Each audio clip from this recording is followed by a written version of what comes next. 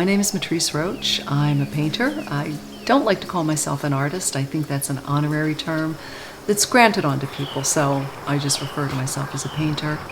I started my artistic career predominantly as a still life painter. And every now and then I'll throw one out just because it's nice to not just be doing landscapes.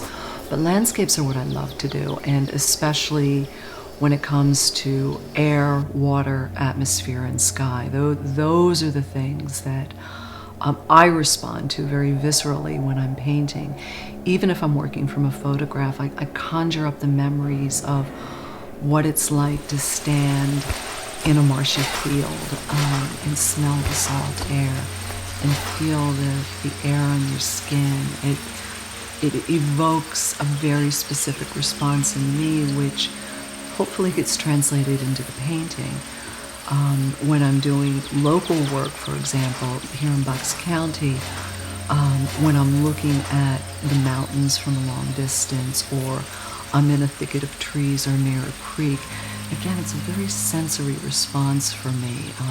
Smelling the specific smell of water in the woodlands, especially in the fall, it's very earthy and deep. And for me, that translates into color. It translates into light. It translates into what that very specific experience is that I'm hoping I'm translating correctly for my client or my collector. When I start a day, it's very routine, which may seem kind of counterintuitive to what you would expect from an artist or a painter to do, but there is a process that I go through to kind of prime myself for the day, and that's going through my materials, making sure that my palette is clean, that I've got all the brushes that I need, etc. And in landscape, I have a fairly set palette of colors that most people wouldn't expect, because my work tends to be on the more subdued side. It's not very bright, but I use colors such as like Hansa Yellow Deep, alizarin crimson, ultramarine blue, green shade. There's these very, very high chroma colors, and I actually use a triadic color scheme, so I desaturate them. And I'll spend a considerable amount of time actually mixing my paints for the day. It could be anywhere from 20 minutes to an hour. Inspiration is a crazy thing. The muse can be elusive, and she can also come up and smack you right upside the head. And I can't tell you how many times I've been driving along in the car, just relaxed, going down the road, and I'll see something. It could just be a particular angle of a mountain and trees and the way the light is hitting it, and I'm like, that's it. Or the gesture of a tree. When I try to look for it, it runs from me. When I'm not looking for it, it comes up and it smacks me upside the head. A lot of my inspiration has been from New England. I adore New England. I should be living there. I don't know why I'm not.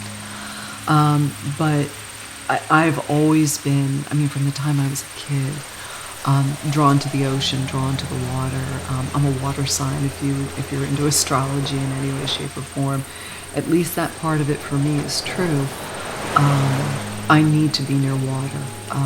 It could be a lake, it could be a mountain lake, it could be a river, but for me it's really the ocean, and feeling that power of the ocean that can be contrasted with, like, when you dive underneath and everything goes quiet. You can hear the waves crashing when you dive under, and it gets so much more quiet. You hear this almost primal sound of the water flowing back and forth.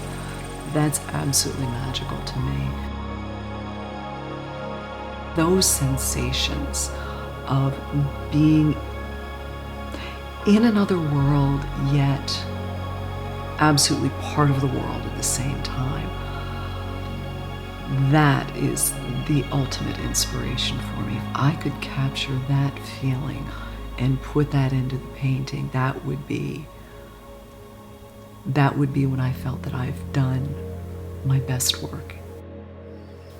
Painting is my life. It always has been. It wasn't until 15, 20 years ago when I returned to it that I was able to take that step forward into this. And now that I've got it, I never want to let it go. I will be doing this until the day I die.